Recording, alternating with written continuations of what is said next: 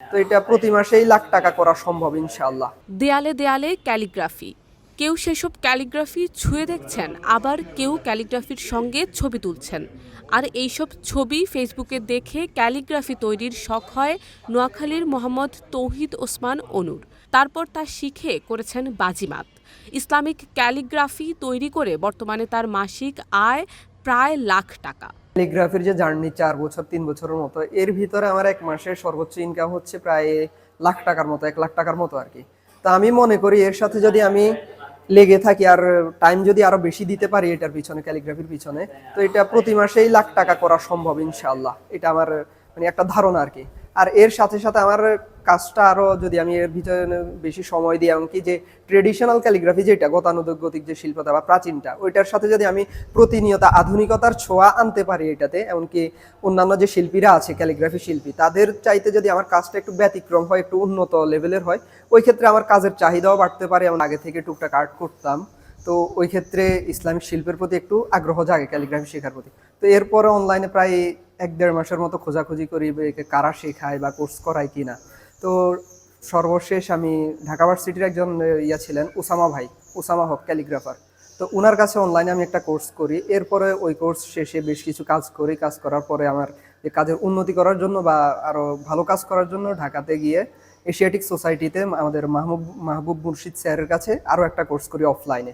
তো এরপর থেকে আমার যে কাজের ধারাবাহিকতা, এরপরে যেমন আরো বিভিন্ন জায়গায় কাজ করি, অনেকগুলো দেওয়ালে গ্রাফিতি করছিলাম, বাইরে অন্যান্য জায়গায় করলাম, অন্যান্য স্কুলে করলাম, কলেজে করলাম, অন্যান্য ক্লায়েন্টের কাজ করলাম। কিন্তু আমার নিজের ডিপার্টমেন্টে, আর যেহেতু আমি ইসলামের ইতিহাস ও সংস্কৃতি নিয়ে পড়তেছি, তো ক্যালিগ্রাফি এটা আমাদের সাবজেক্টেরই একটা অংশ।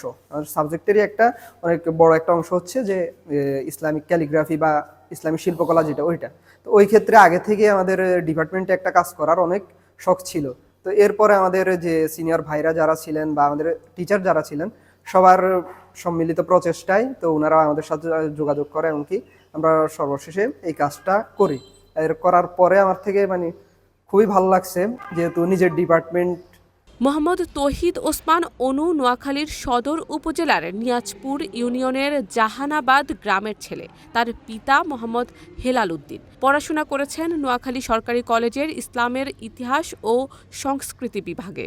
জানা যায় জুলাই বিপ্লবের পর ব্যস্ত সময় পার করছেন তৌহিদ ওসমান। বিশ্ববিদ্যালয়, কলেজ ও বিভিন্ন শিক্ষা প্রতিষ্ঠানের দেয়ালে দেয়ালে শোভা পাচ্ছে তৌহিদের ক্যালিগ্রাফি। বিভিন্ন সূরা আরবিতে ক্যালিগ্রাফি করে অনলাইন বিজনেসের মাধ্যমে তা ছড়িয়ে দিচ্ছেন বিভিন্ন জায়গায়। তৌহিদের এমন সাফল্যে খুশি তার সহপাঠী ও শিক্ষকরা। নোয়াখালী সরকারি কলেজের শিক্ষার্থী আরিফুল ইসলাম বলেন, সৌন্দর্য বর্ধনের জন্য ক্যালিগ্রাফি অন্যরকম ভূমিকা রাখে। তৌহিদের দারুণ ক্যালিগ্রাফির কারণে আমাদের কলেজের সুনাম বেড়েছে।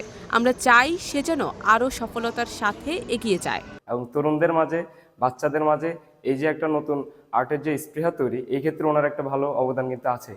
এবং আমাদের খুব ভালোই লাগতেছে যে উনি আসলে এই কাজগুলো করতেছেন। আমাদের ক্যাম্পাসে আমাদের ডিপার্টমেন্টটা এখন সবাই অন্য চোখে দেখে এই ক্যালিগ্রাফির কারণে। অনেকেই এখানে আসে, ঘুরতে আসে, দেখতে আসে, এবং অন্যান্য ডিপার্টমেন্টও চায় যে তারা তাদের ডিপার্টমেন্টে এমন ক্যালিগ্রাফি করুক। কলেজের সৌন্দর্য এমনকি সুনাম দুইটাই বৃদ্ধি পাচ্ছে। আমাদের কলেজের যে আমি চাই ভবিষ্যতে সে যেন আরও সফলতার সাথে এই ক্যালিওগ্রাফি কার্যক্রম এগিয়ে নিতে পারে। নোয়াখালী সরকারি কলেজের অধ্যক্ষ অধ্যাপক মোহাম্মদ জাকির হোসেন বলেন, ও ভালো ক্যালিওগ্রাফি করে এবং তার এই ক্যালিওগ্রাফিটা সমাজের বিভিন্ন জায়গায় সমাদৃত। ব্যক্তিগতভাবে সে আমাকেও এই ধরনের একটা ক্যালিওগ্রাফি উপহার দিয়েছে, সবাই প্রশংসা করেছে। তো সেই জন্য আমরা চাই যে তার এই ক্যালিওগ্রাফি, এই যে প্রতিভাটা, এটা ছড়িয়ে পড়ুক।